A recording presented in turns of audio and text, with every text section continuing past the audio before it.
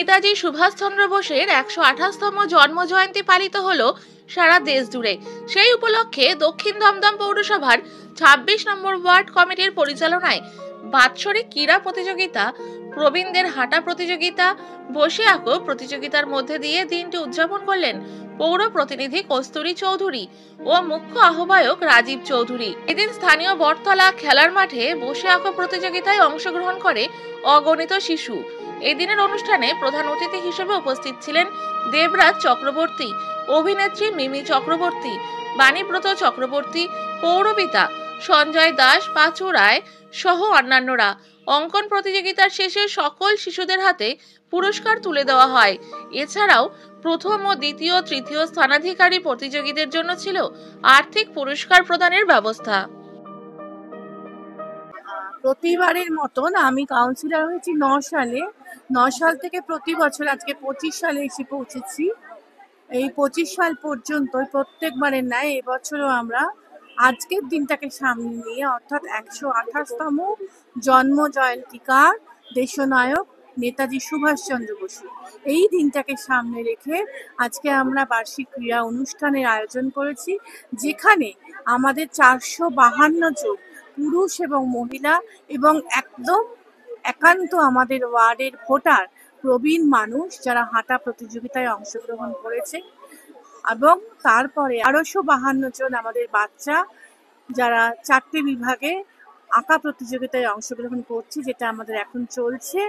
তাদেরকে নিয়ে আমাদের আজকে সারাদিনের কর্মসূচি, এবং আমাদেরকে ভরসা করে, সব থেকে ভালো লাগার বিষয়, আমাদেরকে ভরসা করে, এই আমাদের ডাকে আমাদেরকে ভরসা করে অভিভাবকেরা তাদের বাচ্চাদের পাঠিয়েছেন। 1252 জন বাচ্চা এসছে, এবং সঙ্গে তাদের মা বাবারা এসছেন, এবং আমাদের যে তার আগে হাঁটা প্রতিযোগিতায় 452 জন প্রবীণ মানুষেরা হাঁটা প্রতিযোগিতায়, অনেকেই অসুস্থ অবস্থায়ও প্রতিযোগিতায় অংশগ্রহণ করেছেন।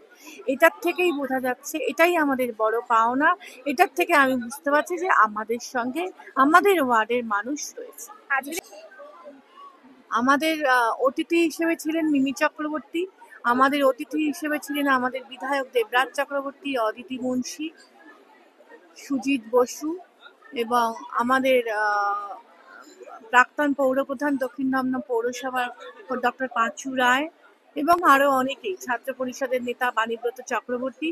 আমার দক্ষিণ দমদমের সমস্ত কাউন্সিলররাই একে একে আসছেন। ইতিমধ্যে এসছেন মণি চৌধুরী, সঞ্জয় দাস, অয়ন, এরা এসছেন, এবং আরো সারাদিন ধরেই আমাদের কর্মসূচি চলবে, মানে তারাও আসবেন। এবং আমাদের বিচারক মণ্ডলী খুব 3 জন বিচারক মণ্ডলীতে যারা বিচারক রয়েছেন তারা খুব স্বনামধন্য ব্যক্তি। বিমল কুণ্ডু, দেবাশিস বারুই, আরেকজন হচ্ছেন সমীন্দ্রনাথ জুমদার। এই 3 জন বিচারক মণ্ডলী আজকে আমাদের অঙ্কন প্রতিযোগিতায় অংশগ্রহণ করেছেন। তাদের অঙ্কন প্রতিযোগিতা বিচারক মণ্ডলী হিসেবে রয়েছে।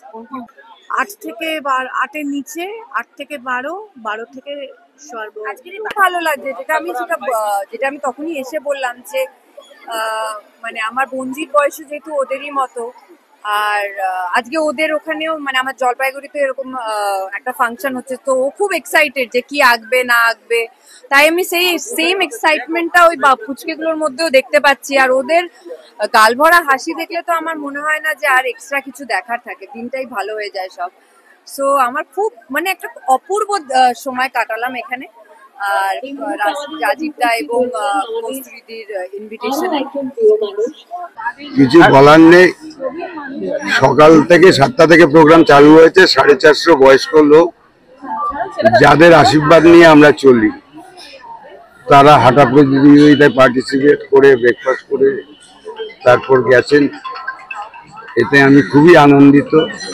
বয়স্কদের, আমি মনে করি বয়স্কদের অলওয়েজ রেসপেক্ট দেওয়া উচিত, তাহলেই আমরা এগোতে পারবো। তারপর আমাদের আঁকা প্রতিযোগিতা চালু হয়েছে। 1200, 1250 মোনায় প্রতিযোগী, এটা সেকেন্ড রাউন্ড চলছে, ইনভলভ হয়েছে। আর আমাদের এই আঁকা প্রতিযোগিতা বিচারক মণ্ডলীয় গুণীজনরা এসছেন, বিমল কুণ্ডু, দেবাশিস দাস, সমীরনাথ মজুমদার, এরা ভারতবর্ষের বড় লেভেলের শিল্পী। ইনারাও যে আমার এই প্রোগ্রামে ইনভলভ হয়েছে, এতেও আমি গর্বিত। সব নিয়ে একটা দারুণ অ্যাম্বিয়েন্স তৈরি হয়েছে, দেখতে পাচ্ছ। মানুষের জন্য কাজ করতে গেলে তো একটু স্পিড পাবোই। আর সাকসেস, একটা প্রোগ্রাম যখন সাকসেস হয় স্টেপ বাই স্টেপ, আমার পুজো গেল, তারপর যে কোনো তখনই একটা বুস্ট আউট হয়ে যায় যে নেক্সট প্রোগ্রামটা আরো ভালো করতে, এইভাবেই এগিয়ে যেতে হয়। পুরস্কার তো এমনি যারা অংশগ্রহণ করছে তাদের জন্য, সকলের জন্যই আছে। হাটা মিল্টনের বোধহয় বোতল আর মেডেল, আর ফার্স্ট সেকেন্ড থার্ড মোমেন্টো 10,000, আর প্রাইজ মানি 10,000, 7,000, 5,000 প্লাস মোমেন্টো। এখন এখানে সব থেকে যেটা দেখুন, আমরা কারোকে না বলি না যে আমরা তো এই মানে সরস্বতী পুজো পুরোহিতের মতন অবস্থা আমাদের, কিন্তু এইখানে ঢোকার পর একটা ছবি আঁকার সঙ্গে সঙ্গে পরিবেশটা, এই টোটাল অ্যাম্বিয়েন্স, ছবি যারা ছবি আঁকার করে বা ছবি আঁকে, আমি অনেককে বলি যে আপনার বাচ্চা ডাক্তার ইঞ্জিনিয়ার সব হবে, কিন্তু ছবি আঁকতে চাইলে ওতে সহযোগিতা করবে না, সিনেমার ঘর দেখে ঘর সাজাবে না, তার নিচের রুচি অনুযায়ী, যেহেতু সে রং তুলি নিয়েছিল, নিজের রুচি সম্মত ভাবে সে ভালোবাসা আছে যে ছবি আঁকার প্রতি। এবং আমি দেখেছি এই যে বাচ্চাগুলো যে কোনো কারণে বাড়ির চাপে বা নিজের এর মধ্যে অনেকে আছে তাদের ছবি আঁকার একটা ভেতরে একটা, সেই স্বপ্ন নিয়ে তারা ছবি আঁকে, হয়তো পরবর্তীকালে বিদেশে চলে গেল। আমি তারা বয়সকালেও আমি অনেক ডাক্তারকে দেখেছি যার একটা অ্যাপয়েন্টমেন্ট, একটা হার্ট স্পেশালিস্ট, তাদের কাছে কি করুন ভাই বলে আমার ছবিটা আপনি দেখতে আসেন কেমন হয়েছে। এই যে নিজের ভাবে যত্ন করে রেখে দেওয়া, এই সিট অ্যান্ড ড্র থেকে শুরু একটা, তারাও কিন্তু একসাথে ছবি এঁকেছে। আর আমরা যে সময় শিল্প করতে গেছি বাড়িতে মেরে পিঠে ছাল তুলে দিয়েছে, ছবি আঁকবে জীবনে, জিনিসটা কিন্তু ভাইটাল। যেখানে বসে ছবি আঁকছে, একটা শতরাঞ্চি পেতে দিল, আমরা শীতলা পুজোয় সিট অ্যান্ড ড্র করছি, হ্যাঁ একটু খিচুড়ি খাই দিল, আর এইখানে ছবি আঁকবে। এরা ভালো থাকুক। এবং আপনারা এই মাত্র জানেন যে প্রত্যেকটা মা বাবা যেন ছেলেদের রং তুলে দেয়, কিন্তু আয়োজকদের তো আমি তো প্রথম থেকেই বলে যাচ্ছি, এই পরিবেশ আয়োজক যদি এইভাবে না করতো তাহলে তো এই জায়গাটা তৈরি হতো না।